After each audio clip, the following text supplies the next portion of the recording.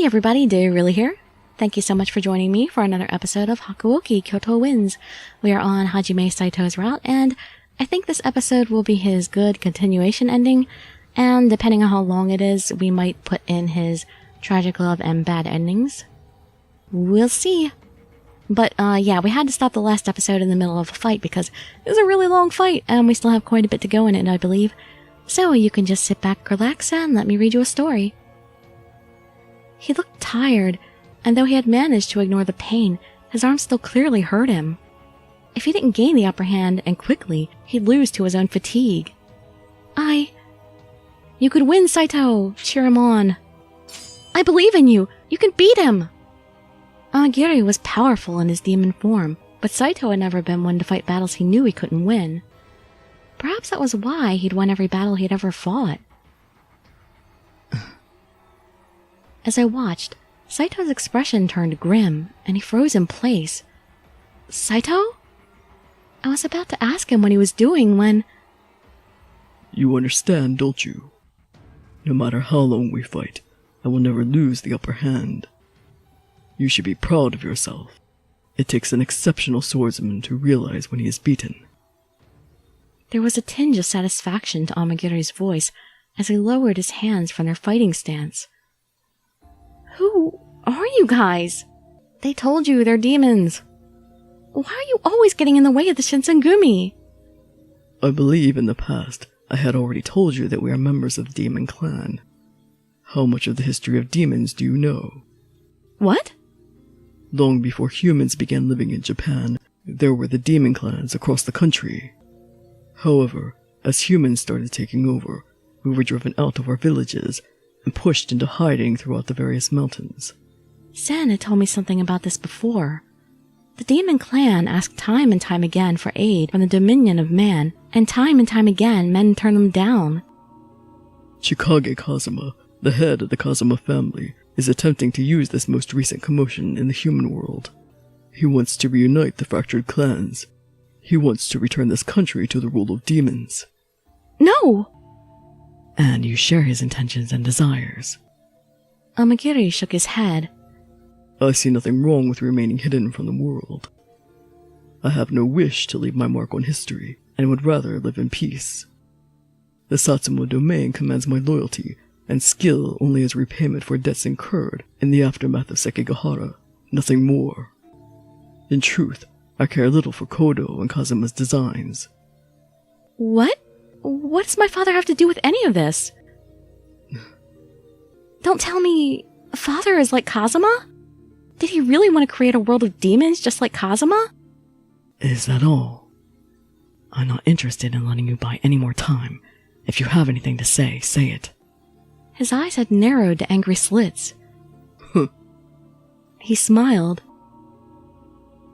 Out of respect for your skill, I will let you leave.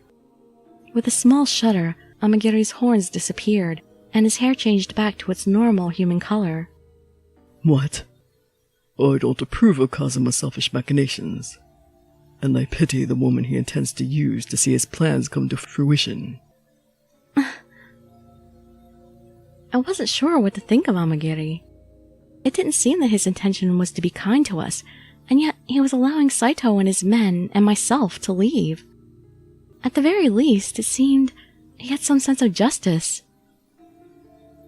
Then, it seems this fight is over. Yukimura, were there any men among the injured unable to walk? No, I don't think so. Then we make for the magistrate's office. Come with me. Right. We had just turned to leave when he spoke one last time. Kazuma is far stronger than me. You cannot possibly defeat him. A human will never be able to protect her from him. You should leave her. And with that, he disappeared into the night like silent mist. Saito stood stock still for several moments, where Amagiri had disappeared, his face fierce. Come on, Saito, we need to go. He didn't seem to hear me. Saito?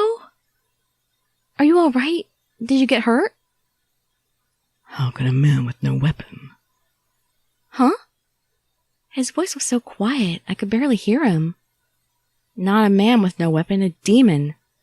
After several more seconds of silence, he slowly raised his head. It's nothing. We should return to the magistrate's office.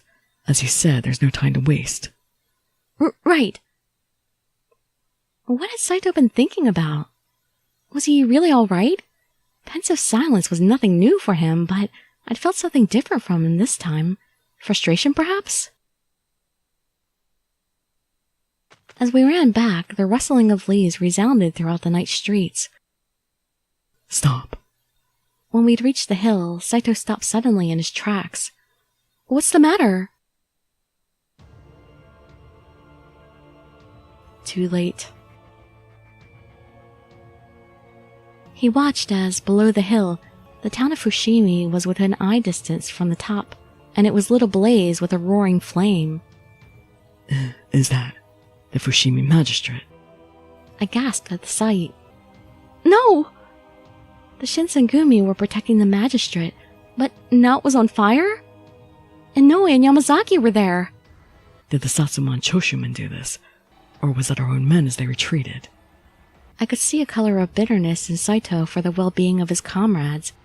If the Fushimi magistrate were to fall, then it would mean the Shinsengumi were now driven from the town they'd spent 4 years protecting. For Saito, a man who always held his duty to the Shinsengumi above all else, this must have been the most regrettable feeling. I struggled to find meaningful words to say, so instead I just hung my head low.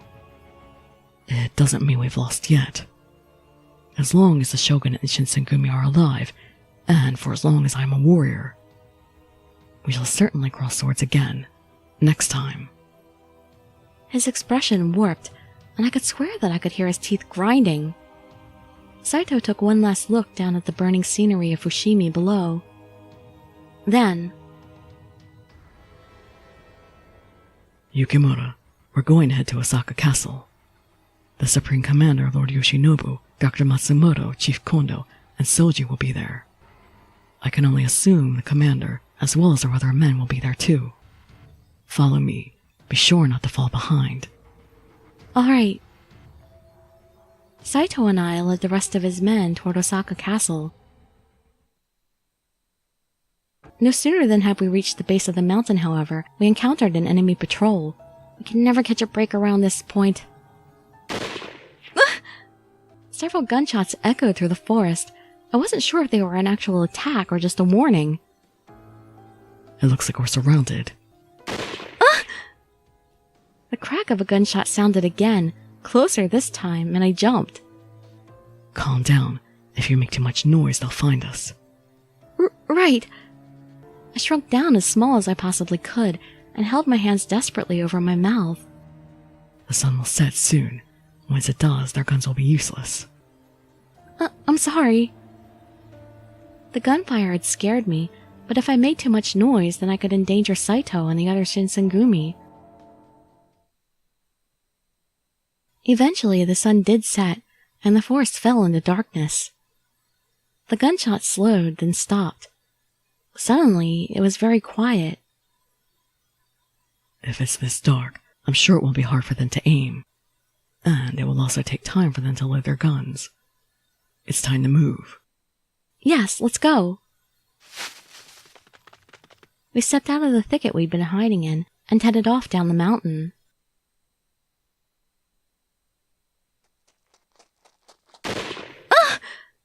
We hadn't been walking for long when the guns started again, likely because of our footsteps. This time, however, they seemed to be shooting anywhere and everywhere, not directly at us. Can they even see us? It seems Saito had been right about a loss of precision once night had fallen. They could see shadows moving and hear our footsteps, but between the darkness and the trees, actually finding us was proving difficult. We might actually be able to join up with the rest of the men at this rate. Yes. Who do you plan to join exactly? Twice as many insects are still insects. Why does Saito have to deal with so many fights? It was him! It's been a while, girl of Yukimura. Or rather, my soon-to-be wife. You still prefer the company of these weaklings. Well, until we can get back on your route again in the next game. You! Of all the times we could have encountered Kazuma, why now? I didn't realize I'd been frozen to the spot till Saito stepped between Kazuma and myself. Stay back. As he spoke, Saito drew his sword. But... I said stay back. There was steel in his tone this time. What? You think you could fight me? Oh, this is wonderful. I came out here because I didn't want such a valuable female demon to die pointlessly in battle. I never expected to be challenged to a fight by some idiotic human. He chuckled again as he drew his own sword. And he went directly into demon form. Not even playing just a little bit. Kazuma's hair turned white. He looked almost godly, like a lion. Come to think of it, didn't you try to swing at me before? I was kind enough to let you go then. You're a fool, because now I'm going to finish it. It wasn't just how he looked, though. His desire to kill was fiercely radiating. Amagiri had said that Kazuma was even more powerful than he was, and Saito had been clearly outmatched by Amagiri. Just watching from afar makes me understand that this man knew what he was talking about. Kazuma possessed powers far beyond what even someone like Saito could hope to fight against. So, why? Saito made the first move. His sword raised high over his head. He charged forward and brought it down toward Kazuma's right shoulder. But when the sword reached its destination, Kazuma was simply gone. Saito snapped his head around, looking for his opponent. Behind you. A silver blade flew through the night toward Saito. I heard the horrible wet sound of a blade passing through flesh, and blood splattered to the ground. Saito grunted and swung his sword back toward Kazuma, but again he cut only air. The demon darted around behind him, his sword glistening with gore. More blood dripped to the forest floor. Saito ground his teeth, his eyes wide with pain, but he kept his feet and tried desperately to match Kazuma's attack. But his foe was too fast, and as soon as Saito had found him, he had disappeared or struck again.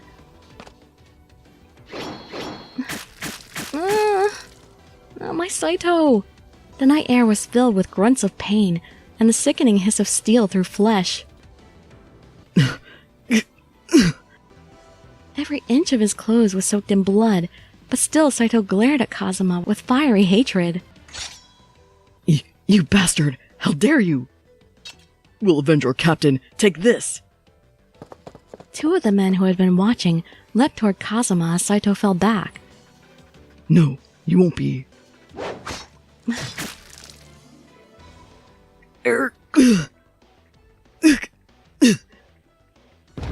Kazuma's sword shimmered, and the two men fell to the ground. He didn't even blink. His skill with the sword was nothing short of superhuman. His blade moved too fast for my eyes to catch. 2 against 1, and this was the best I could manage. Humans are such fragile creatures. What? Is something wrong? Do you hate me, perhaps? Saito said nothing, and tightened his blood-stained hands around the hilt of his sword. He ran toward Kazuma, all of his strength behind this desperate attack. Kazuma's blade sliced across his body, and blood rained down onto the dirt.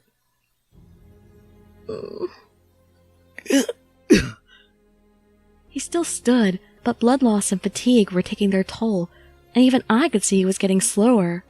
Nonetheless, his hands stayed clasped around his sword, even if his arms could no longer lift it. Even against Amagiri, he hadn't been beaten so completely. I knew he had just told me to stay back, but... Saito! Please, you have to stop! I'll just go with him. Then he'll leave you and your men alone. What's this? The female demon is offering to help you. Perhaps you should take her up on that. You can struggle as much as you like, but you know as well as I do that you can't win. I know you're a fool, but you're not that much of one. If you just run away now and keep your mouth shut, then no one will know. All you have to do is tell your superiors that you were guarding the female demon, but you were overpowered and she was taken away. I looked up at Saito, my eyes pleading. Kazuma's words were hardly subtle, but if Saito did leave me behind, I was sure no one would blame him. Someone would know. I would know. I don't surrender. Not to you. Not to anyone. I will protect her and my men. With my hands and with this sword. Protect them. Your body is broken. You can hardly stand. This is just... I don't have words. You can't win. We both know it. I'm giving you a chance to escape with your pitiful life. And you should take it. But Saito made no move to leave. His eyes burned with fury, even as the rest of him bled and slumped. If I run now, then I'll be betraying something that's important.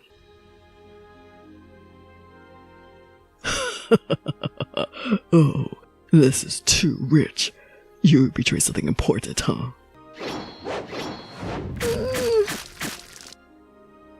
He laughed as he drove his sword into Saito's body. What is this important thing? Some pathetic excuse for pride, whatever it is that you call honor.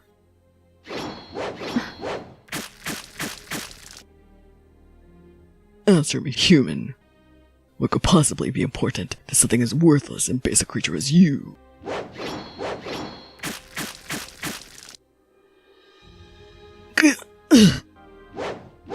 He no longer had even enough strength to lift his arms and block Kazuma's attacks. No, please stop! I couldn't stand to just sit and watch, so I unsheathed my kodachi. And I charged straight for Kazuma. However... Out of my way. Kazuma saw me in the corner of his eye and kicked me to the floor, and I couldn't even buy Saito time. Just then, I watched as Saito's body slumped, and his body dropped to the ground. From here, it seemed like he was still breathing. But at this rate, it's only a matter of time before he could lose enough blood to die. Then, a tiny vial dropped from Saito's pocket, twinkling against his kimono. Oh no, that's... the bane of my existence in this game. It was a bottle of the water of life. Water of life, huh? Just what do you intend to do with that? Saito lifted his bloody face to glare at Kazuma. Then... Obviously, I'm going to do this. With his last bit of strength, he grabbed the bottle. I have to try to stop Saito. You don't need that serum! Even without the water of life, Saito, you're very strong! I appreciate your trust in my swordsmanship, but in order to best the man in front of me, this is the only way. Saito popped the lid off the bottle, and he gulped the contents of it. Saito, no! I screamed so desperately it strained my throat. The next instant, the scars all over Saito's whole body had begun to regenerate.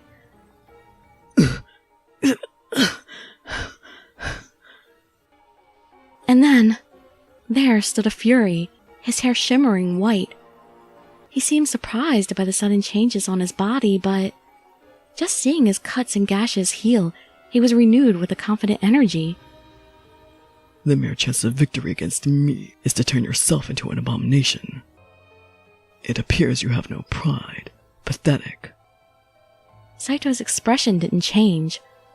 With a slow hand, he wiped the dried blood from his face, and when he spoke, his voice was quiet and calm.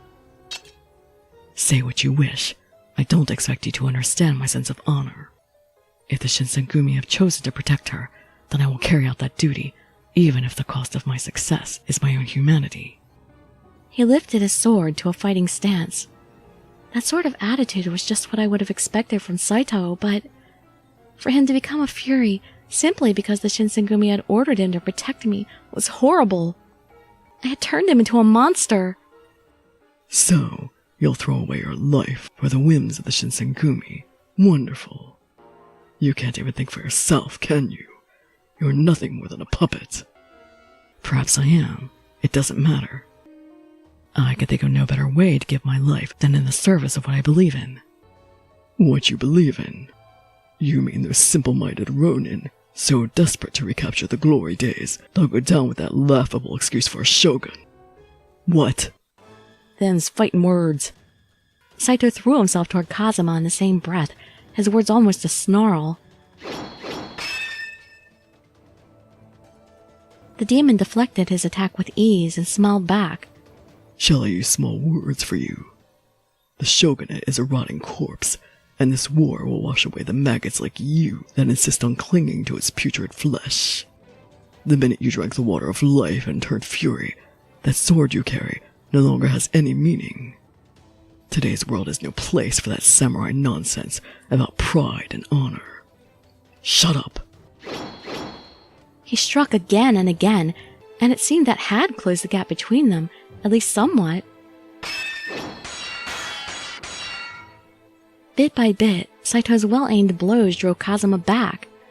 The tension between them was almost palpable, like the air before a thunderstorm. I probably shouldn't even be able to see this fight. From time to time, Kazuma landed a blow of his own on Saito, but those wounds closed almost immediately thanks to his new fury blood. Didn't think you'd ever stoop so low as to become a fake. But it's nice that you can finally fight me with some real power. Makes it all the more enjoyable. No more babying you then. Are you ready to die, you worthless? Just when Kazuma shouted that, Stop. a familiar voice echoed through the night. Amagiri, what are you doing here? Have you come to spoil my fun? As always. The Satsumu domain requires your presence. You must go. Mere humans dare to order me around. If they want me, they may come and get me. Be that as it may, you should return. You can ill afford a dispute with the Satsuma domain right now. You know that as well as I. Damn them. He snarled and slammed his sword back into its scabbard. It looks like we don't have time to put you down right now. I'll leave my wife in your hands for now. I'm sure you'll be utterly useless either way, but do try to keep her alive. Someday soon I'll come back for her. I hope you're still looking forward to it as much as I am. And with that, he was gone. Amagiri's face told me he wanted to say something, but instead he turned and disappeared into the forest after his companion, and once again we were plunged into silence. For several long moments, Saito stared after the two demons, saying nothing, though I could sense a tumult of emotion behind that placid face. He betrayed none of what it might be. With a shrug, his white hair melted back to its original color, and the red went out of his eyes. We need to be off the mountain by morning, or we'll run into more trouble. His voice and manner were as they had always been, suggesting nothing of the ordeal he'd just been through. Yeah, that water of life is nothing to someone as disciplined as he is.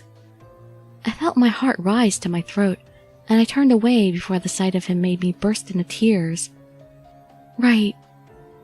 Sanin and Heisuke had already given up their humanity, become Furies, and now Saito had joined them. My heart felt like lead. And now we're in the final chapter. Sometime later, we finally arrived at Osaka Castle.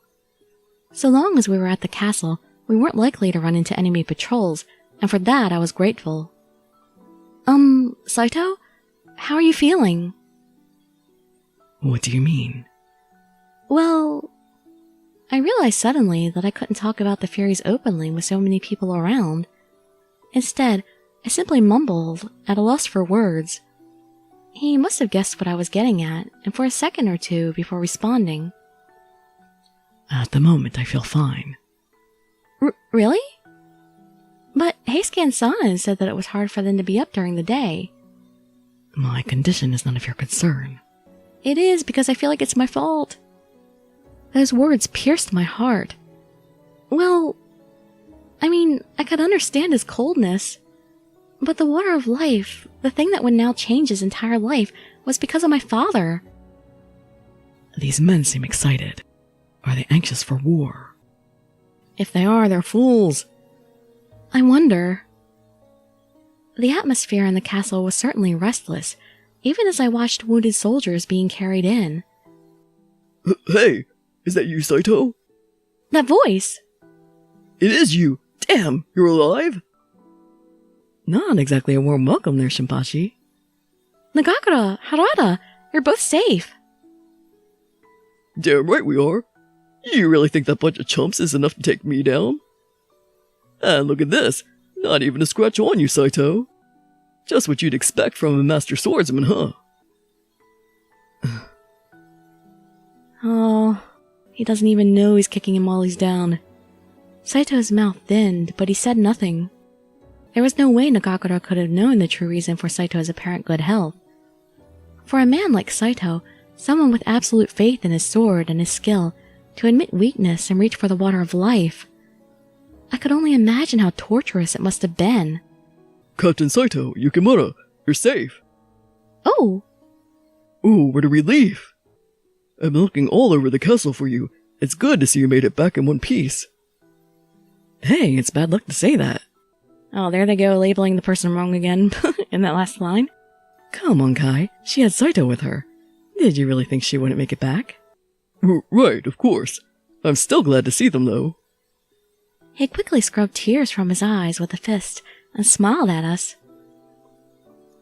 Oh, what happened to Yamazaki and Inoue? Don't ask. Oh. Were they hurt?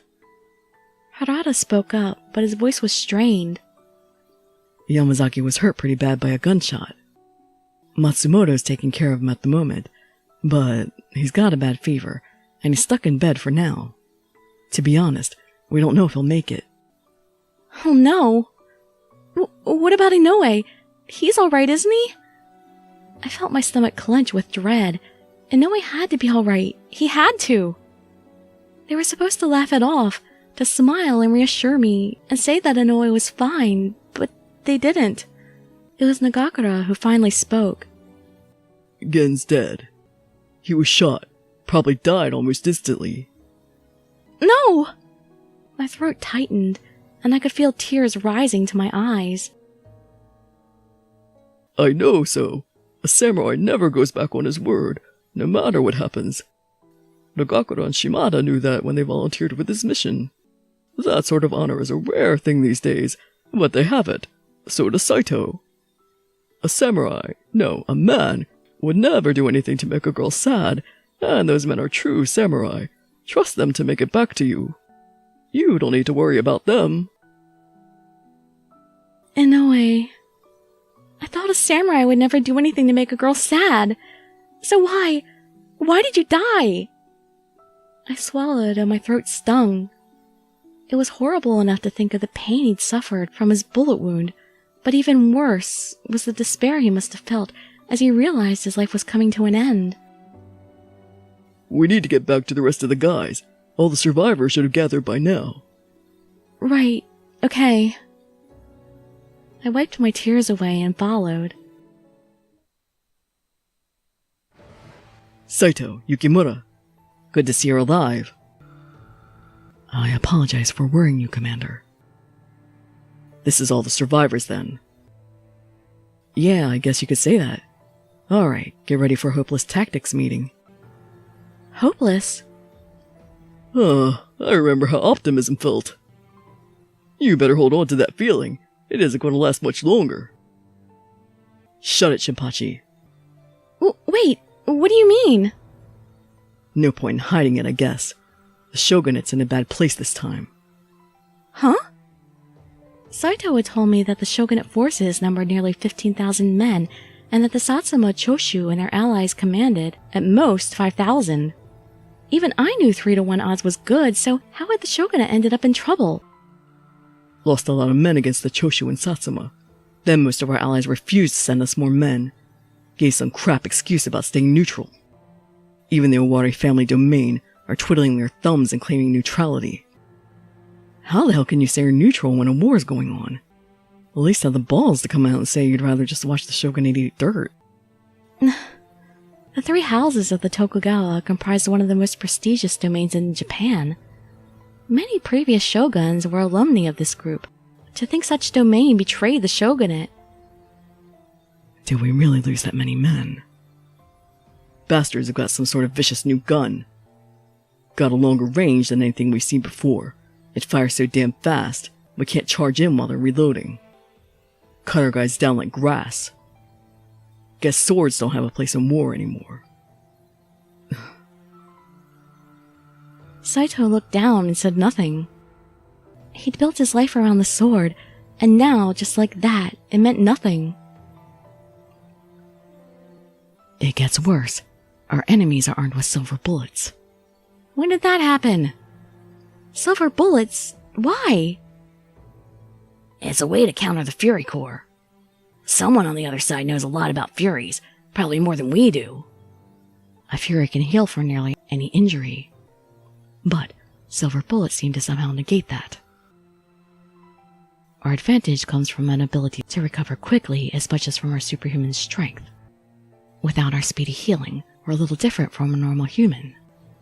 We didn't anticipate the silver bullets and lost most of the Fury Core in the last battle. We're not sure what to do next. That was when Saito finally spoke. Okay, and actually, before Saito speaks, we're going to end the video there. We might have all the endings in the next one, I'm not sure. Yeah, it's really hard to tell how much is left in this one, because of the way things have changed. I actually thought we'd end up with this first ending here, but we didn't. So, hope to see you in the next episode, or in some of my other videos, and I'd be so grateful for any likes, comments, subscriptions, or shares with your friends to show some support. Thank you so much for joining me, and I wish you all health, happiness, and safety. Dirili signing out. Bye-bye, everybody.